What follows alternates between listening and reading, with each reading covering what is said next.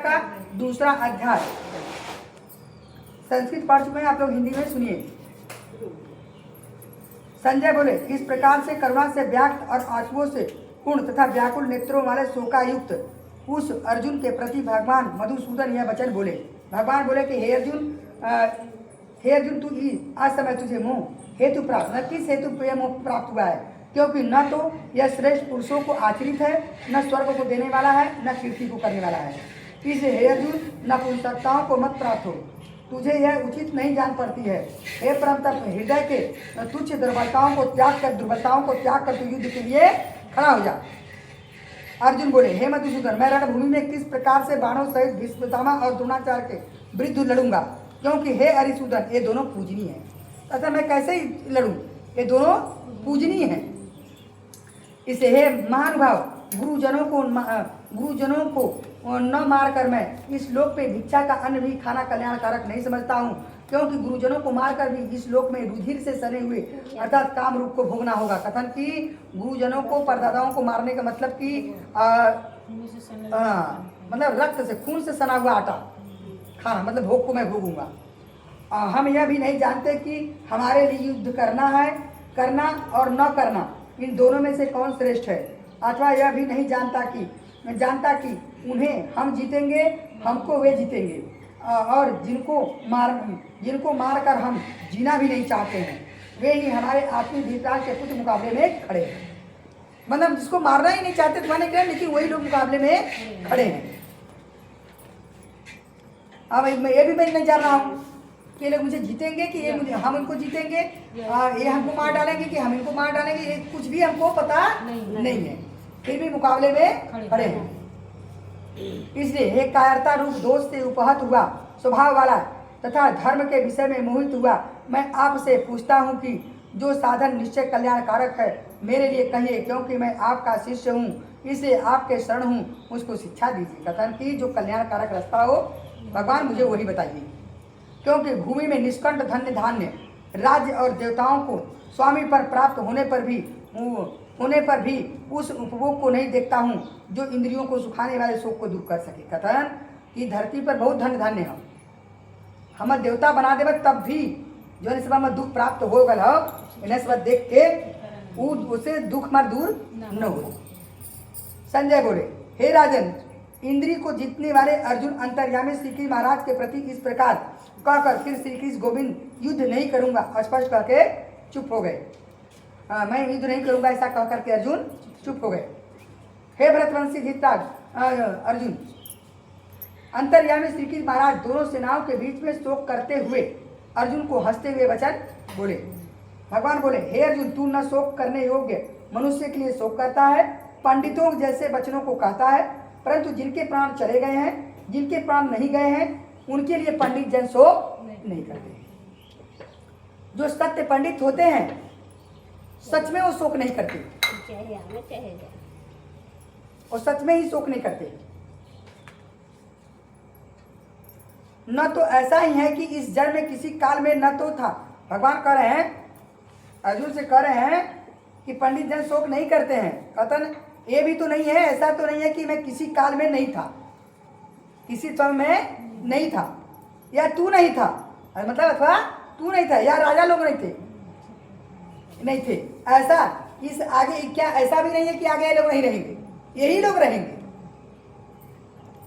जैसे जीव आत्मा इस देह में बालापन जवानी वृद्धावस्था होती है, वैसे ही अन्य शरीर का भी होती है, विषय में धीर पुरुष मोहित नहीं होते।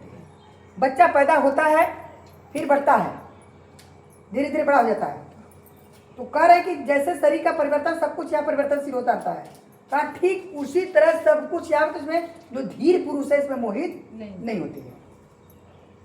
हे कुंती पुत्र अर्जुन, सर्दी गर्मी सुख दुख को देने वाले इंद्रियों और विषयों को संयोग को जो उत्पत्ति विनाशशील अनित्य, इसलिए हे भरत उनको तू सहन कर। कहा जैसे सर्दी गर्मी सब कुछ सह करके आप लोग जिंदा ही है ना, कि ज्यादा गर्मी पड़ती है तो मर जाते हैं, बीमारी अलग बात है, तो उसके डर के मारे मर जाते हैं, भाग जाते हैं। वही बात करें, जिसको सहन करके रहते हैं ना, तो उसी तरह सुख दुख जो भी कुछ है उसे सहन करके अपने कर्म को करना चाहिए। क्योंकि हे पुरुष श्रेष्ठ अर्जुन, दुख और सुख समान समझने वाले जिस धीर पुरुष के इंद्रियां और विषयों के संयोग व्याकुल नहीं करते हैं वो मोक्ष के योग्य है। का कथन, जिस दुख सुख को सामने आने पर जिसकी बुद्धि में जो मन है उसे देख करके वो व्याकुल नहीं होते हैं, वह धीर पुरुष कह रहे हैं कि वो मोक्ष के योग्य है। अब जैसे आप लोगों को डॉक्टर इतनी सी बात कह दिया तो आप लोग उसके लिए एकदम परेशान, उनके संयोग होने पर व्याकुल नहीं होते हैं, न इन बातों को सोचते हैं, सिर्फ अपने वो कर्म पर ध्यान देते हैं। क्या मेरा कर्म है, और शरीर में साहस बनी रहती है। इसीलिए प्रभु बोले हैं कि मनुष्य का मन ही मित्र है, मन ही उसका शत्रु है। असत्य वस्तुओं का, भगवान कह रहे हे अर्जुन, असत्य वस्तु मतलब झूठ वस्तुओं का सत्ता नहीं है, सत्ता और जो है कि सत्य का अभाव नहीं है, सत्य का अभाव ही नहीं है। इस प्रकार दोनों को तत्व से तत्व ज्ञानी पुरुषों द्वारा देखा गया है। ये सब चीजें जो दोनों चीजें हैं तत्व ज्ञानी द्वारा देखा गया है, इसको सब नहीं देख पाते हैं कि क्या सत्य है। नाश रहित तू उसको जान जिसको यह संपूर्ण जगत दृश्य पर व्याप्त है। कथन कि ना जो आपके दृश्य से हर जगह व्याप्त है उसका कोई नाश नहीं कर सकता है, उस अविनाशी विनाश करने में कोई सामर्थ्य नहीं है। इस नाश रहित अप्रमेय नित्य स्वरूप जीव आत्मा के ये सब शरीर नाशवान कहे गए हैं, ये शरीर नाशवान कहे गए हैं। इसलिए हे भरतवंशी अर्जुन तू युद्ध कर। जो जीव आत्मा वो नहीं नाशवान नहीं है, उन जो है कि और जो है जो शरीर है वही नाशवान है। जब शरीर नाशवान है जान रहे हैं कि नाशवान है, शरीर जब कहे हैं तो वही कह रहे हैं कि इसलिए अर्जुन इस नाश रहित अप्रमेय नित्य जीव आत्मा शरीर नाशवान कहे गए। इसलिए भरतवंशी अर्जुन तू युद्ध कर। जो इस आत्मा को मारने वाला समझता है यह आत्मा को मरा मानता है, वे दोनों नहीं जानते। जो ये जानता है कि आत्मा किसी को मारती है या मरा मानता है, ये दोनों नहीं जानते, क्योंकि यह आत्मा वास्तव में न तो किसी को मारता है न किसी द्वारा यह मारा जा सकता है। यह आत्मा किसी को मारती नहीं है, न ही किसी द्वारा मारा जा सकता है। अब लोग कहते हैं कि अब ये सबकी सांसें चल रही है, ये हवा में सबकी सांसें हैं। आप कहेंगे कि लोग कहते हैं कि उसकी जूठा उसकी कहने की वायरल हर जगह फैल रहा है। क्यों फैलता है, कैसे फैल रहा है? क्योंकि सांसें सबकी उसी में है, एक ही वायु में चल रही है। यह आत्मा किसी काल में न तो जन्मता है, न तो मरता है, न तो उत्पन्न होने पर फिर यह होने वाला है, क्योंकि यह अजन्मा नित्य सनातन और पुरातन है। शरीर के मारे जाने पर भी यह आत्मा कभी मरा नहीं जाता। शरीर के मारे जाने पर भी यह आत्मा मरा नहीं जाता है। हम बताए, आप लोगों को बताए थे ना कि शरीर मर जाती है जरूर, लेकिन आत्मा उसमें जिंदा रहती है, आत्मा उसमें विद्यमान रहती है, उससे बाहर नहीं होती। लोग कहते हैं यहाँ चला गया वहाँ चला गया, उसी में रहता है, क्योंकि ना हिलने डुलने वाला नहीं है, वो सनातन है। इस आत्मा को नाश रहित नित्य अजन्मा और अव्यक्त जानता है। वह पुरुष कैसे किसको मरवाता है और कैसे किसको मारता है।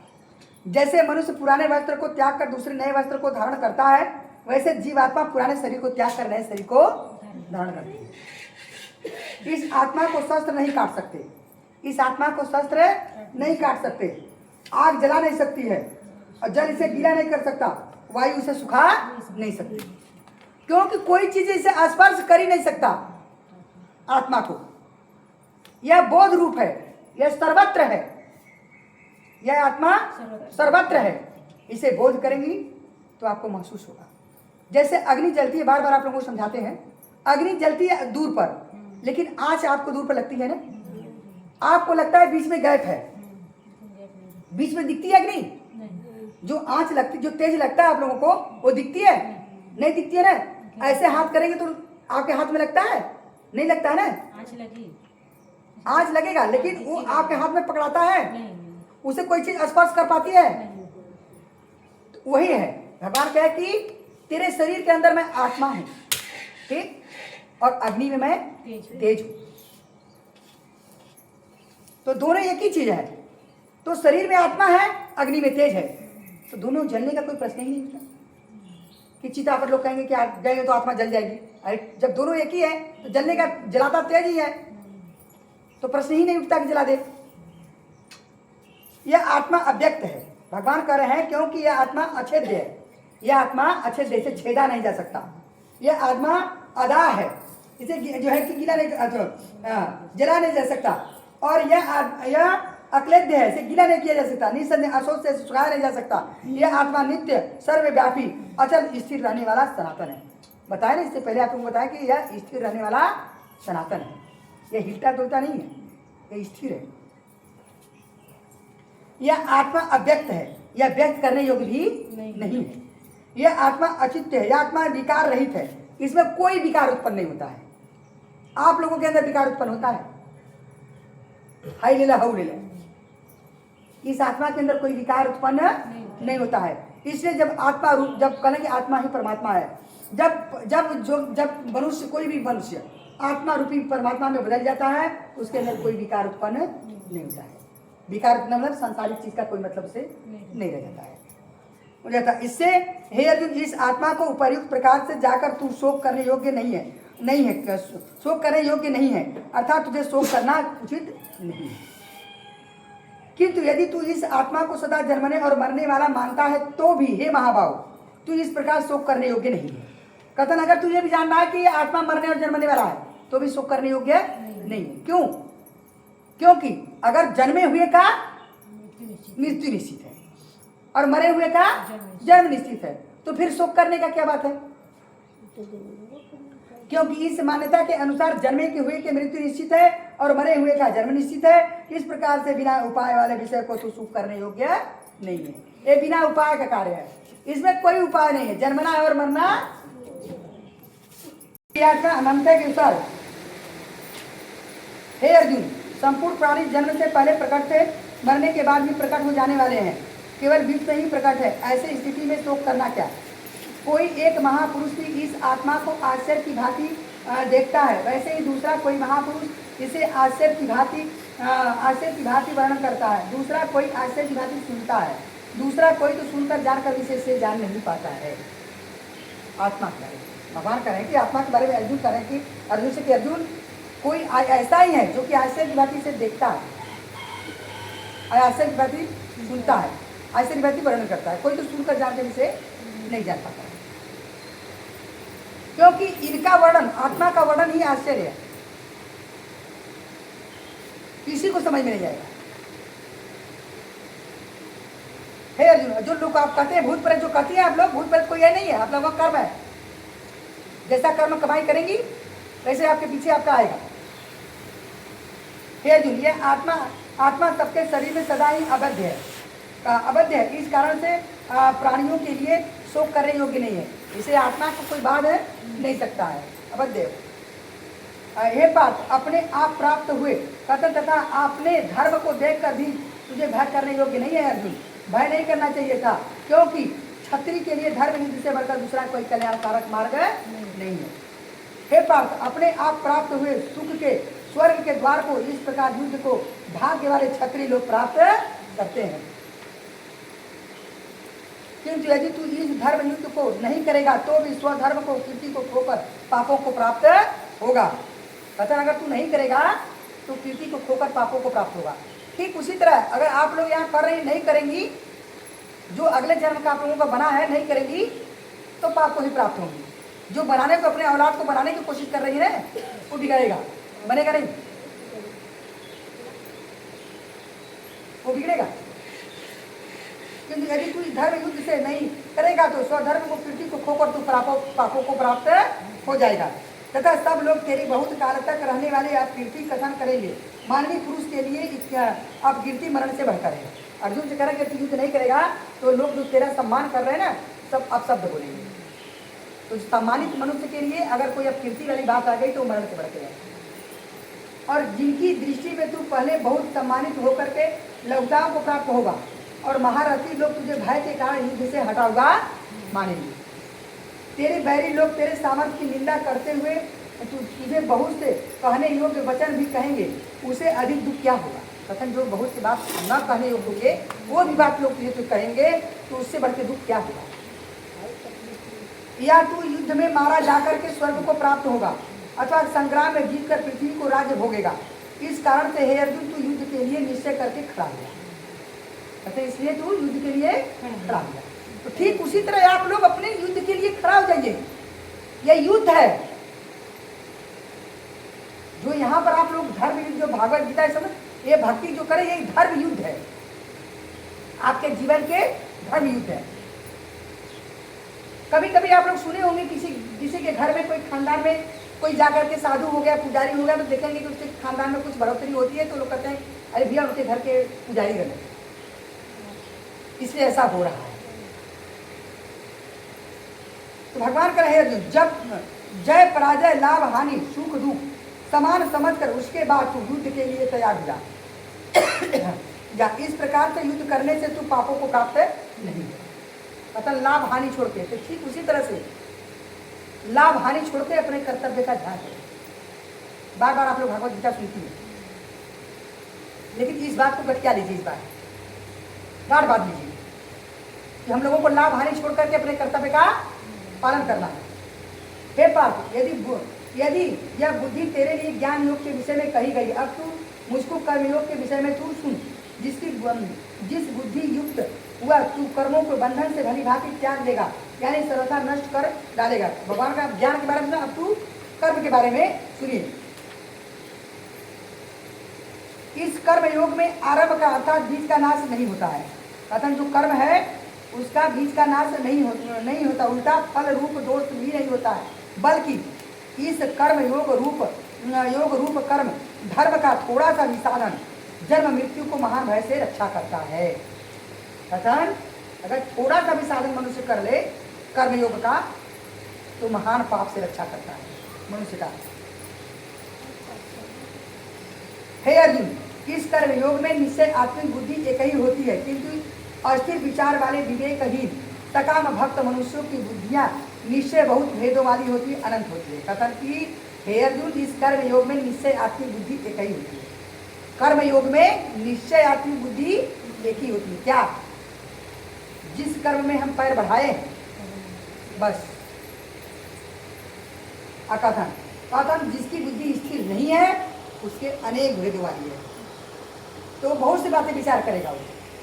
हे अर्जुन, जो भोगों में तन्मय हो रहे हैं, जो सांसारिक भोगों में तन्मय हो रहे हैं, जो कर्म फल के प्रशंसक है, जो कर्म मतलब पूजा पाठ कर रहे हैं उसका फल मिल रहा है तो प्रशंसक है, हमें पूजा किया तो मुझे ये मिला, प्रशंसक है। वेद वाक्यों में प्रीति रखते हैं, वेद वाक्यों में प्रीति रखते हैं, जिनकी बुद्धि स्वर्ग से परम प्राप्त वस्तु, स्वर्ग से बढ़कर दूसरी कोई वस्तु नहीं है। ऐसे कहने वाले हैं विवेकी जन। कथन ऐसे कहने वाले विवेकी जन इस प्रकार की जिस पुष्पित यानी दिखाऊ शोभा युक्त वाणी कहा करते हैं। ये फल का प्रचार करे, ये करवा उसे वही, ये सब क्या है कर रहे हैं, सब दिखावटी करें, जिन करें की शोभा युक्त वाणी कहते हैं, जो कि जन्म रूप कर्म फल देने वाली, कथन जन्म रूपी जो कर्म फल है, जो जन्म रूपी कर्म फल है, फल देने वाली भोग ऐश्वर्य प्राप्ति के लिए नाना प्रकार की बहुत सी क्रियाओं का वर्णन करने वाली उस वाणी के द्वारा जिनका चित्त हर लिया गया है। जो लोग ऐश्वर्य अत्यंत आसक्त पुरुषों के परमात्मा में से बुद्धि नहीं है, जे बहुत सारे प्रचार कर रहे हैं, ये करो ये पूजा करो तो ये प्राप्त होगा, ये करो तो वो प्राप्त होगा, सारी बातें करते हैं, तो जो ये क्या है वह निश्चय आत्मिक बुद्धि नहीं होती है। ऐसे प्रचार में मोबाइल पर बहुत से आ रहे हैं, तो ऐसे प्रचारों से आप लोग बचिए, क्योंकि वो सारी चीजें जितने भी करा प्राप्त होंगी वो कोई आपके साथ जाने वाली नहीं। हे अर्जुन, वे उपरयुक्त प्रकार से तीनों लोगों का उपरयुक्त प्रकार से तीनों गुणों के कार्य रूप समस्त भोगों एवं उनके साधनों को प्रतिपादन करने वाले हैं। इसलिए तू उन भोगों में, उनके साधनों में आसक्तिहीन एवं शोक आदि द्वंद्वों से रहित नित्य वस्तुओं की परमात्मा के स्थित योग क्षेम में न चाहने वाले स्वाधीन अंतःकरण वाला हो। कथन इसीलिए तू अपने स्वाधीन, अपने स्वयं का बनो, तू अंतःकरण वाला बन, किसी और की बातों में भ्रमित ना हो। और सब ओर से परिपूर्ण जलाशय से प्राप्त जल हो जाने पर छोटे जलाशय मनुष्य जितना प्रयोजन रहता है, तो वैसे ब्रह्म को तत्व को जानने वाले ब्राह्मण का समस्त वेदों से उतना ही प्रयोजन है।